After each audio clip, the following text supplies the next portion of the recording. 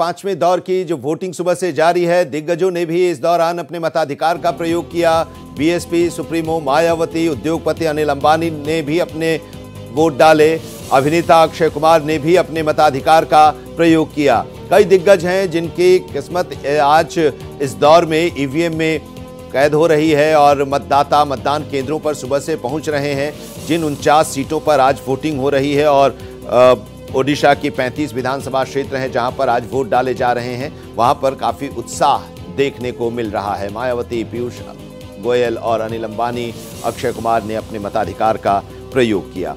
हम चर्चा कर रहे हैं चुनाव को लेकर, ये दावे जो किए जा रहे हैं, किसके दावे में कितना दम है, और 5 चरण आज संपन्न हो जाएगा और इसके बाद 2 चरण और बचेंगे। लेकिन ये काफी इंपॉर्टेंट भी है, जिन इलाकों में वोटिंग हो रही है आज, और कई ऐसे इलाके हैं जहां पर बड़ा ही रोचक मुकाबला देखने को मिल रहा है। चर्चा हम कर रहे हैं मृतांशु राय, वरिष्ठ पत्रकार रविंद्र त्रिपाठी, वरिष्ठ पत्रकार ज़ेबा खान, कांग्रेस की प्रवक्ता हमारे साथ इस चर्चा में जुड़ी हुई हैं। कांग्रेस या इंडिया गठबंधन की तरफ से संविधान पर खतरे की जो बात की जा रही है और सरकार या एनडीए या भारतीय जनता पार्टी पर जो आरोप लगाया जा रहा है, उसके पीछे की वजह क्या है, और ज़ेबा खान बता रही थे। लेकिन ज़ेबा खान, एक चीज़ ये भी कि आप लोग ये सिर्फ विरोध के लिए या एक मुद्दा हो इसके लिए, या वाकई संविधान को खतरा है? लेकिन अगर आप जो बातें कर रही हैं उसमें अगर देखा जाए तो 70 के दशक में प्रेम्बल में जो भारत की आत्मा, संविधान की आत्मा जिसे कहा जाता था, उसमें भी बदलाव हुआ। आप ही के दौर में 42वां संशोधन पूरा जो है उसको लेकर तो 77 का चुनाव हुआ और फिर 44वां संशोधन के जरिए उसे बदला गया। लोकसभा के टेन्योर को 1 साल तक के लिए बढ़ा दिया गया इमरजेंसी के दौर में। Anand ji, time to time मैं पहले भी आपको बोल चुकी हूं कि टाइम टू टाइम जो समय की मांग होती है, थोड़े बहुत चेंजेस होते रहे हैं। और ये जो संविधान है, लोकतंत्र की आत्मा है, इस देश की आत्मा है। लेकिन जो भाजपा है वो पूरे संविधान को ही बदल देना चाहती है। इनकी जो सोच है, मानसिकता है, वो पूंजीपति लोगों के फेवर में ये रहते हैं। पूंजीपति मानसिकता है, गरीब विरोधी है ये। और ये 10 सालों में पूरे देश ने देखा है, चाहे वो कोरोना काल हो, चाहे नोटबंदी जैसे हुई थी, जिस तरह से सड़कों पर लोग कैसे लाइन में खड़े रहे थे। आप कोरोना काल में देखिए ना, कितने प्रवासी मजदूरों का देहांत हुआ। कोई भी सरकार जो गरीब विरोधी नहीं होगी, इस तरह लॉकडाउन नहीं करेगी। आपने पूरे देश से पैसे लेकर उसके बाद से आत्मनिर्भर भारत का नारा लगा दिया। और जो समय मिला पहला कोरोना काल और डेल्टा वायरस के बीच का, उस बीच आपने क्या किया? हॉस्पिटल में तैयारियां नहीं की, ऑक्सीजन सिलेंडर नहीं लगाए, मेडिसिन की तैयारियां नहीं की। आप चुनाव करवाते रहे, कैंपेन करवाते रहे। और जब डेल्टा वायरस आया तो कितने गंगा में लाशें बही हैं, लाशों को कुत्तों ने खाया। ठीक है, ये तमाम जो आरोप हैं जरा जवाब ले लेते हैं। यासिर जिलानी साहब भी हमारे साथ जुड़ गए हैं, भारतीय जनता पार्टी के प्रवक्ता। यासिर साहब, बहुत बहुत स्वागत है। और आपके ऊपर आरोप है कि आप पूरा का पूरा संविधान बदलना चाह रहे हैं और इसी के लिए कांग्रेस या इंडिया गठबंधन के लोग लोगों को आगाह कर रहे हैं इस लोकसभा चुनाव के जरिए। देखिए, मैं इसको इस तरीके से बता देता हूं कि जैसे यूपी के चुनाव में प्रियंका गांधी ने कहा था लड़की हूं मैं लड़ सकती, और 0 पे आउट हो गई थी, उसी तरीके से इस चुनाव में जनरल इलेक्शन 2024 में कांग्रेस ने एक नया शिगुफा छोड़ा है। सर एक सेकंड आपको रुकना चाहेंगे। एक तस्वीर भी हम दिखा रहे हैं, ये प्रधानमंत्री नरेंद्र मोदी की तस्वीर है, रोड शो है प्रधानमंत्री का।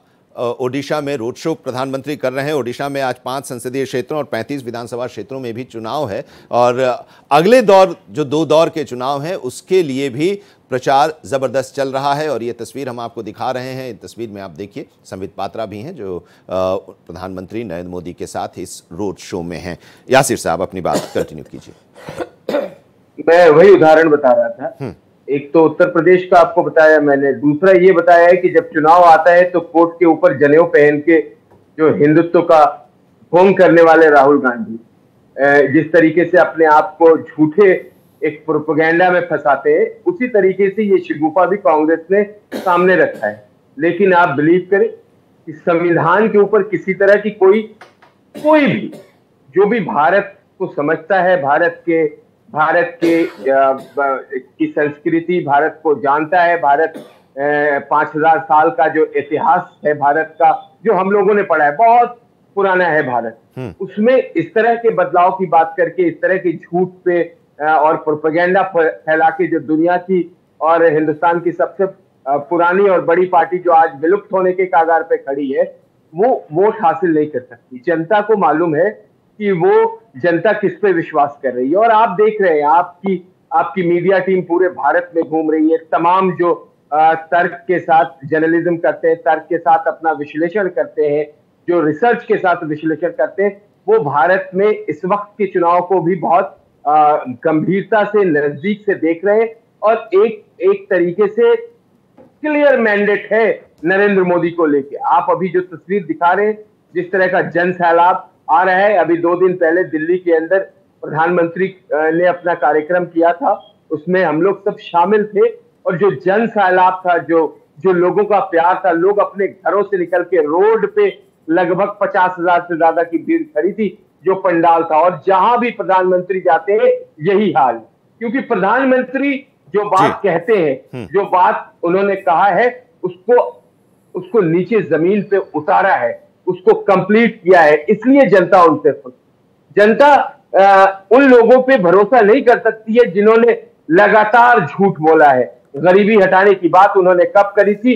कभी गरीबी नहीं हटाई।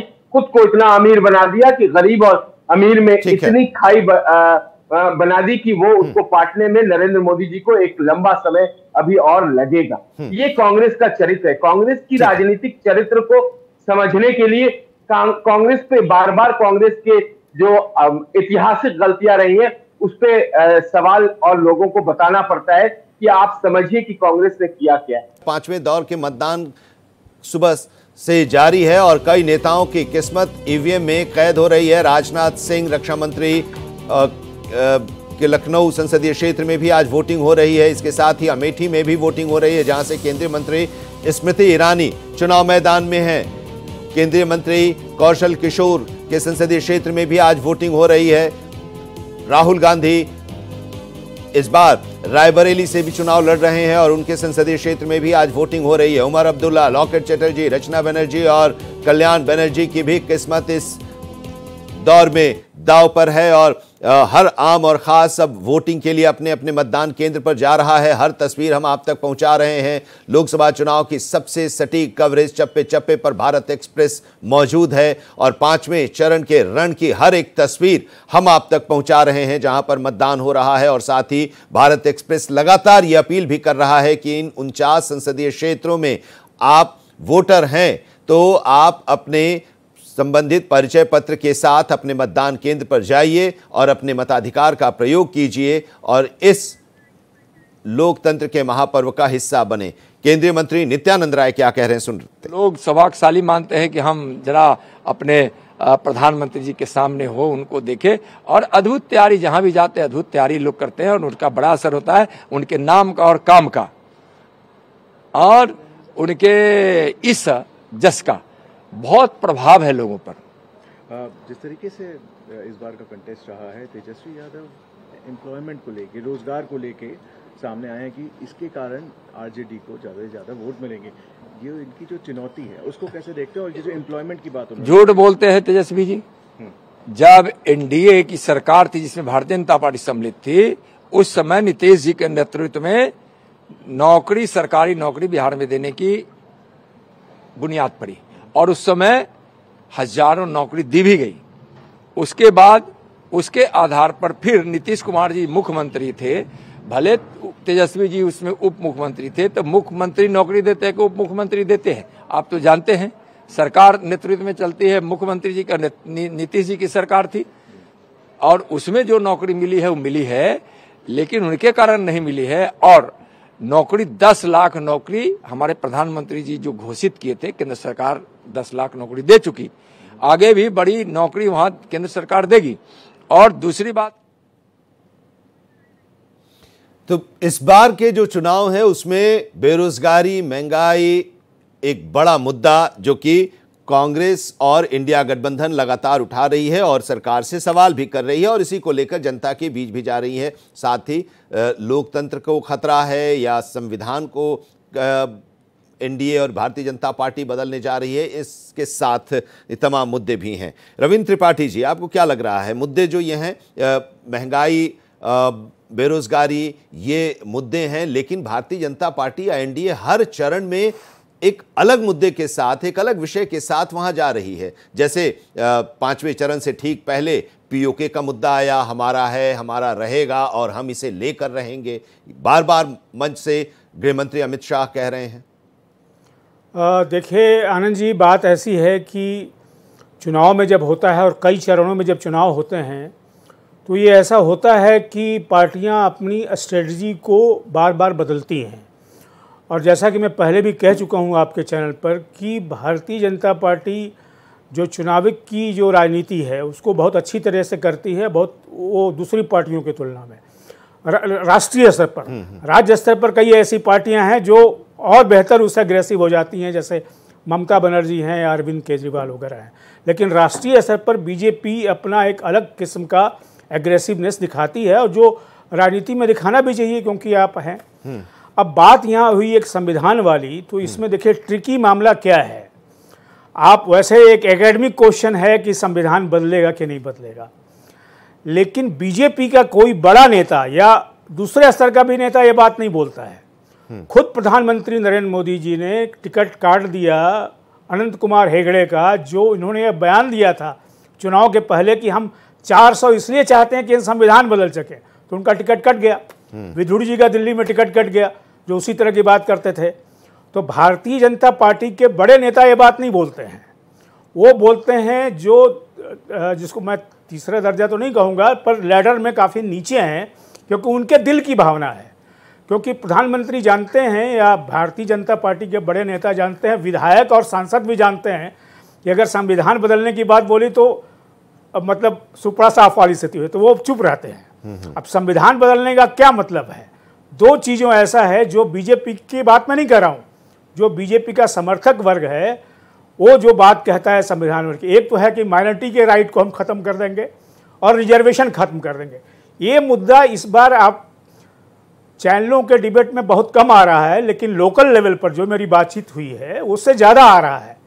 तो बीजेपी के बड़े नेता अब कहने लगे हैं कि नहीं हम संविधान नहीं बदलने जा रहे हैं, लेकिन उनके जो दूसरे जिला स्तर के जो नेता हैं या प्रदेश या उनके अनुसांगिक संगठन के जो लोग हैं वो कहते हैं, क्योंकि उनको तो चुनाव के मैदान में नहीं है, वो तो अपने दिल की बात कहते हैं। तो ये एक ट्रिकी सिचुएशन है चुनाव को, संविधान को लेकर के। लेकिन मैं ये भी नहीं मानता कि ये मुद्दा बहुत डिसाइडिंग फैक्टर होने जा रहा है। एक फैक्टर होगा, लेकिन कुल मिलाकर के लोकसभा के चुनाव में राष्ट्रीय मुद्दे जो होते हैं वो विकास भी एक मुद्दा है, और स्थानीय स्तर पर जो मुद्दे हैं, जैसे कि उड़ीसा के जो मुद्दे हैं, महाराष्ट्र के जो मुद्दे हैं, जो कोalition है, जो अलग अलग कोalition अपनी अपनी तरह की बात बोलते हैं, वो भी मुद्दे रहते हैं। क्योंकि राज्यों में नेशनल प्लस स्टेट दोनों मामला रहता है। उड़ीसा में भी वो मामला है, वो मामला महाराष्ट्र में भी है। और इसीलिए अलग अलग जगहों पर जाकर के, चाहे भारतीय जनता पार्टी हो या कांग्रेस हो, वहाँ लोकल भी कुछ खेल करते रहते हैं। तो ये भी बात हमें समझनी चाहिए कि स्ट्रेटजी से भी ये नहीं होता है, लीनियर नहीं होता है, उसमें कई तरह के पेच होते हैं, कई तरह के पेचो खम होते हैं। तो ऐसा चल रहा है। और मैं तो ये नहीं मानता कि देखिए चुनाव कब होना चाहिए तो इलेक्शन कमीशन तय करता है।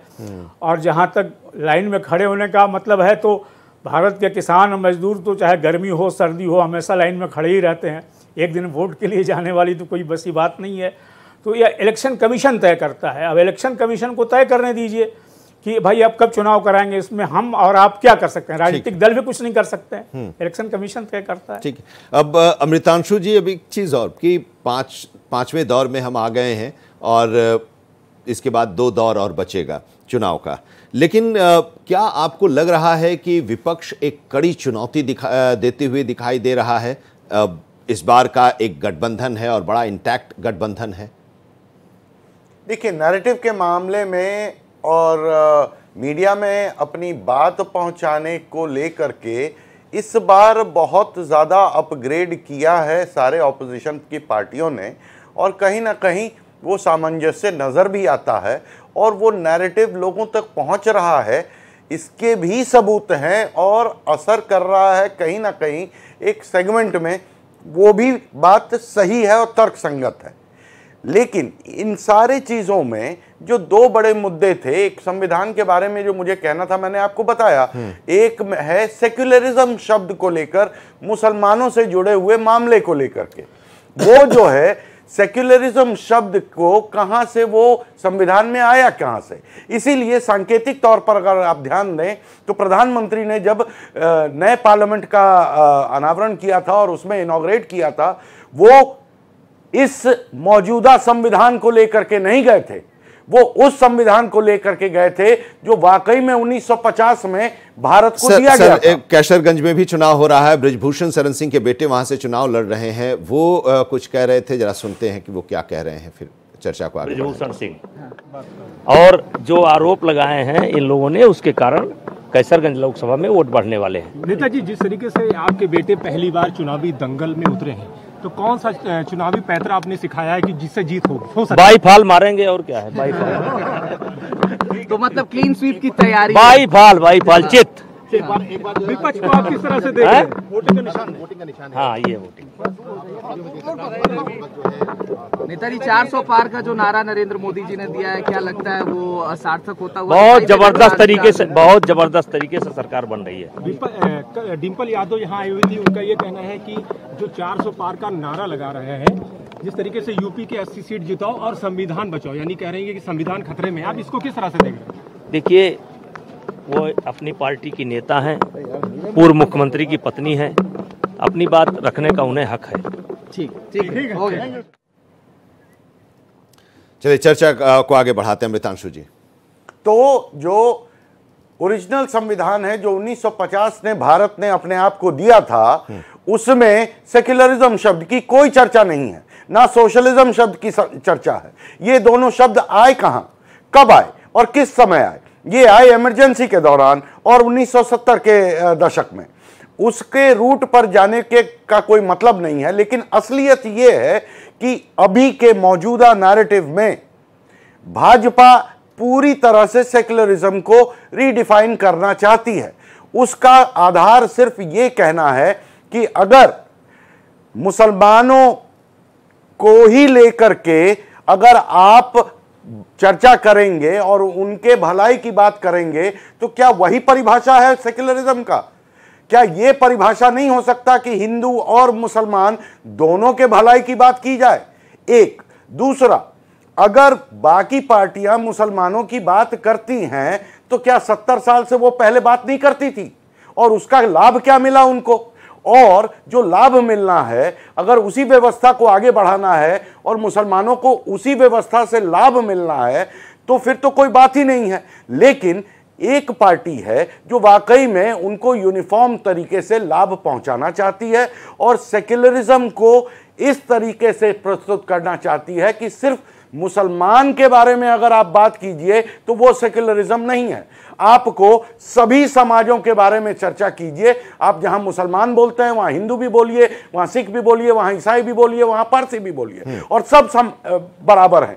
इस परिवर्तन की ही लड़ाई है जिसको लेकर के ये सारी की सारी कहानी है। जी ठीक है। अब इसके बाद ज़ेबा खान ज़रा इस पर जवाब देना चाहेंगी, लेकिन जिलानी साहब से भी उनकी प्रतिक्रिया ले लेते हैं, उसके बाद आपके पास आते हैं और दोनों लोगों के बातों का आप जवाब दीजिएगा। अब एक चीज़ है कि सुर भी बदल रहे हैं इंडिया गठबंधन के दलों के। अगर हम देखें जिलानी साहब, तो ममता बनर्जी ने कहा कि हम सरकार इंडिया गठबंधन की बनती है तो हम बाहर से समर्थन देंगे। इसका मतलब ये है कि उन लोगों को जो इनपुट मिल रहे हैं वो इनपुट बड़े ही पॉजिटिव वे में शायद हैं, तभी तो अब सरकार बनाने की बात आने लगी है।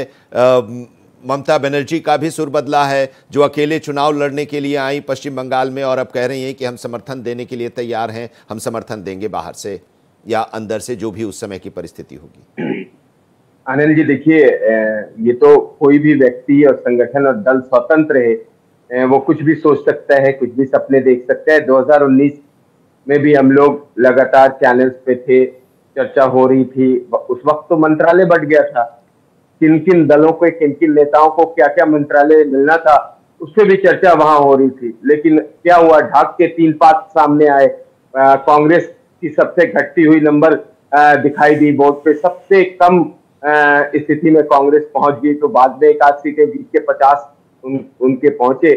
तो ये स्थिति है इस वक्त। वो एक नैरेटिव टैक्टिक्स है बदलने के लिए कि कुछ वोट और उनके जुड़ जाए। अभी वरिष्ठ पत्रकार जी जो अमृतांशी राय जी जिस तरीके से चर्चा कर रहे थे, वो आईना दिखा रहे थे। सच सेकुलरिज्म को समझने की जरूरत है। प्रधानमंत्री जी रमजान के पवित्र महीने में गाजा में जब वार होती है तो वहां पे वो हस्तक्षेप करते हैं शांति के लिए। ये भारत का जो सेकुलरिज्म का की प्रकाष्ठा का चेहरा है, ये सामने आता है। इस पे चर्चा होनी चाहिए, लेकिन इस पे वो दल चर्चा नहीं करेंगे। उन्हें मालूम है कि इसमें तुष्टीकरण नहीं है, इसमें इक्वालिटी की बात है, इसमें दर्द है, इसमें सबको साथ लेके सम्मानित करके चलने की बात है। इसमें एक वर्ल्ड के बड़े लीडर की उस क्षमता को दर्शाता है जो वो सबके लिए, अपने नागरिकों के लिए, जब उसके पास सत्ता है, उसके पास पावर है, तो वो अपने नागरिकों को बराबर से सोचता है। वो उस पर चर्चा नहीं। चर्चा किस पे करेंगे? चर्चा उस पे भी नहीं करेंगे। चर्चा करनी चाहिए थी अभी सेकंड इस वक्त स्वाति मालीवाल के केस। स्वाति मालीवाल का जो केस है उस पे बड़े लेवल पे भारत की राजनीति को देखते हुए, क्योंकि एक मुख्यमंत्री के घर में एक सांसद की पिटाई हुई है, और वो भी जो उन्होंने एफआईआर दर्ज कराई है, वो जिस तरह की बातें उसमें लिखी गई है कि छाती पे मारा गया है, मुंह पे मारा गया है, बॉडी के निचले पार्ट पे मारा गया है, ये कोई इंसान नहीं कर सकता है, दानव कर सकते हैं। लेकिन आप एक नैरेटिव देखिए कि एक छोटी सी वीडियो की क्लिप को काट के वो दिखाने की कोशिश कर रहे हैं कि वो नैरेटिव, वो डिस्कोर्स जो राजनीति का है वो बदल जाए और फेवर में आ जाए। जबकि जब पुलिस उनसे पूछताछ कर रही है तो वो ड्राइव नहीं है, वो वाला कैमरा, ड्राइंग रूम वाला कैमरा काम नहीं कर रहा था, डाइनिंग वाला काम कर रहा था, बाहर का काम कर रहा था। लेकिन मेटा के पास सारा इतिहास है, वो धीरे धीरे सारी चीजें आएंगी, जो भी चीजें इन्होंने सेव करी उस पर चर्चा नहीं होगी। इतनी विभत्स हरकत है, इतनी विभत्स कृत्य है, उस पर चर्चा होनी चाहिए कि आखिर आप जो शुचिता और नैतिकता के आधार पे भारतीय राजनीति में, दिल्ली में खास करके एक बदलाव की राजनीति करने आए थे, उसमें महिला मुख्यमंत्री के घर में पिटती है जो राज्यसभा सांसद है। कैसे आप पे जनता विश्वास करेगी? आप कैसे जो पार्टी जिसकी नेता, इतनी बड़ी नेता, लड़की हूं मैं लड़ सकती हूं कि नारा देके अपने राजनीति को चमकाने की कोशिश कर रही है रायबरेली में, वो उस पर चुप है, मौन साध लिया उन्होंने। एक लफ्ज उनका, एक बयान आया, उसके बाद किसी तरह की बात नहीं कर रही है। तो भारतीय राजनीति में जो 2024 का चुनाव है वो एक बहुत बड़ा संदेश देने जा रहा है, क्योंकि तीसरी बार प्रधानमंत्री बनने जा रहे हैं। ठीक है। और बहुत ही और तस्वीरें भी हम दिखा रहे हैं, अलग अलग जगहों की वोटिंग की तस्वीर। स्मृति ईरानी अमेठी से उम्मीदवार 2014 में हार गई थी राहुल गांधी से, लेकिन 2019 में राहुल गांधी को उन्होंने हराया और 2024 में एक बार फिर से भारतीय जनता पार्टी की उम्मीदवार हैं अमेठी में। और इस बार उनका मुकाबला राहुल गांधी से नहीं है। राहुल गांधी पड़ोस की रायबरेली सीट से चुनाव लड़ रहे हैं अमेठी के बजाय, और केएल शर्मा कांग्रेस के उम्मीदवार हैं, उनसे इस बार का मुकाबला है। मतदान केंद्र पर स्मृति ईरानी अपने मताधिकार का प्रयोग करने के लिए इस वक्त वहां पर पहुंची हुई हैं और कतार में हैं। बड़ी संख्या में वहां पर जो वोटर्स हैं वो लोग भी अपनी बारी का इंतज़ार कर रहे हैं कतार में, कतारबद्ध होकर। स्मृति ईरानी भी अपने मताधिकार का प्रयोग करने के लिए वहां पर पहुंची हुई हैं। शांतिपूर्ण ढंग से मतदान हो रहा है, मतदाताओं में काफ़ी उत्साह देखने को मिल रहा है। कई दिग्गजों की किस्मत इस दौर में आज दांव पर लगी है। हम आपको टेलीविजन स्क्रीन पर भी दिखा रहे हैं अलग अलग जगहों के उम्मीदवार जो इस 49 संसदीय क्षेत्रों में टिकी हुई है। ज़ेबा खान, चर्चा की शुरुआत इस दौर की आपसे। आरोप जो लग रहे हैं उसका आप जवाब देंगी, लेकिन साथ ही ये भी कि संविधान पर चर्चा खूब हो रही है। जो आरोप आप लगा रहे हैं जनता पर छोड़ देते हैं और नतीजे जब आएंगे तो साफ हो जाएगा। लेकिन इस बीच ये भी कि पीओके को लेकर इस दौर में सवाल उठाया गया और चर्चा चल रही है। गृहमंत्री कह रहे हैं कि हमारा था, हमारा है, हमारा रहेगा और हम इसे लेकर रहेंगे। क्या इंडिया गठबंधन पीओके को लेकर उसका विजन साफ है? और दूसरा ये कि अरविंद केजरीवाल और स्वाति मालीवाल का जो ये प्रकरण आया है, इसमें कांग्रेस या इंडिया गठबंधन का स्टैंड क्या है? बीजेपी के नेताओं के ऊपर इस तरह के जब आरोप लगते हैं तो आप लोग के बारे में ये कहा जाता है, बीजेपी के ही लोग कहते हैं कि आप लोग सड़क पर उतर जाती हैं, लेकिन इस मामले पर बहुत ही फूंक फूंक कर कदम आप लोग रख रही हैं। आनंद विजय जी, काफी देर से मुझे समय नहीं मिला है और मुझे कंप्लीट करने दीजिएगा बिल्कुल। सबसे पहले तो मैं स्वाति मालीवाल जी पर हमारी लीडर प्रियंका गांधी जी का, दीदी का ये स्टेटमेंट आया है कि हम देश की हर महिला के साथ खड़े हैं जो पीड़ित है, जिनके साथ अन्याय हुआ है, चाहे वो किसी भी पार्टी की हो, भाजपा की हो, आम आदमी पार्टी में हो, किसी में भी हो। और स्वाति मालीवाल के बारे में मैंने कल भी बोला, लगातार डिबेट्स में बोल रही हूँ कि जांच हो और जांच में अगर दोषी पाया जाए तो सजा हो, निष्पक्ष रूप से जांच हो, ये क्लियर हो जाता है हमारा स्टैंड। और दूसरी बात कि अभी भाजपा के प्रवक्ता बोल रहे थे लड़की हूं लड़ सकती हूं, तो हम कब नहीं लड़ रहे हैं लड़कियों के अधिकार के लिए? कब चुप है लड़कियों के अधिकार के लिए? जहां भी लड़कियों पर जुल्म होता है हम जाते हैं, कांग्रेस पार्टी जाती है, खड़ी होती है, लड़ती है। लेकिन आप बताइए ना, बेटी बचाओ बेटी पढ़ाओ अभियान कहां गया? आपने जो जुमला दिया था, बेटियों को किससे बचाओ, आप बड़ी बड़ी बातें कर रहे थे, अभी मैं सुन रही थी, तब से मुझे मौका नहीं मिला था बोलने के लिए। नैतिकता की बातें कर रहे थे, शर्म आना चाहिए आप लोगों को बेटियों की बात करते हुए। और आज इस इलेक्शन में, ये जो देश में इलेक्शन चल रहा है, देश की बेटियां जरूर आप लोगों को सबक सिखाने का काम करेगी। जब मणिपुर में महिलाओं को नग्न करके घुमाया जा रहा था, आप लोग गूंगे बहरे बने हुए थे। प्रधानमंत्री जी मुश्किल से पूरा विपक्ष को बोलने पर भी कुछ नहीं बोल रहे थे, और बड़ी बेशर्मी से मणिपुर के चीफ मिनिस्टर क्या बोलते हैं, ये सिर्फ भूखी महिलाओं के साथ नहीं, मैतई महिलाओं के साथ भी हुआ है, और इस तरह हमेशा हो रहा है, बहुत ही बेशर्मी के साथ। प्रधानमंत्री जी को तो इस्तीफा दे देना चाहिए कि उनसे देश का एक पार्ट नहीं संभल रहा है। और दूसरी बात, आप नैतिकता की बात करते हैं, देश की सबसे सशक्त महिला है, जंतर मंतर पर बैठी थी और रोते हुए बिलखते हुए गई है देश से, जंतर मंतर से उन्हें उठाकर फेंक दिया गया। आत्मा कांप जाती है, रूह कांप जाती है कि किस तरह बहनों को पूरे हाथों से पुलिस ने उठाकर फेंका था। तब आपको शर्म आई थी, तब आप लोग उल्टा चरित्र हनन कर रहे थे देश की सबसे सशक्त महिलाओं का। सोचिए आनंद जी, जब देश की सबसे सशक्त बेटियां, सबसे सशक्त महिलाएं जो मेडल जीत कर लाती थी, तो आप लोग फोटो खिंचाते थे। और जब इंसाफ मांग रही थी, आज भी ब्रिजभूषण सिंह बैठे हुए हैं और उनके बेटे को टिकट मिल जाता है। बहुत ही काला काला चरित्र है ये भारतीय जनता पार्टी का। और तीसरी बात, प्रधानमंत्री जी जो मास रेपिस्ट है प्रज्वल रेवन्ना, आप बैठकर चैनल्स में तो बहुत ज्ञान की बातें कर रहे हैं, और हकीकत में बिल्कुल ऑपोजिट है। प्रज्वल रेवन्ना मास रेपिस्ट के लिए देश का प्रधानमंत्री कैंपेन करने जाता है, इससे शर्मसार करने वाली बात क्या होगी? और चर्चा क्या चीज पर होती है? थोड़े थोड़े मुद्दे पर होती है। उल्टा सवाल किससे किया जाता है? कांग्रेस पार्टी से, प्रियंका दीदी से सवाल किया जाता है। हम कब नहीं खड़े हुए हैं?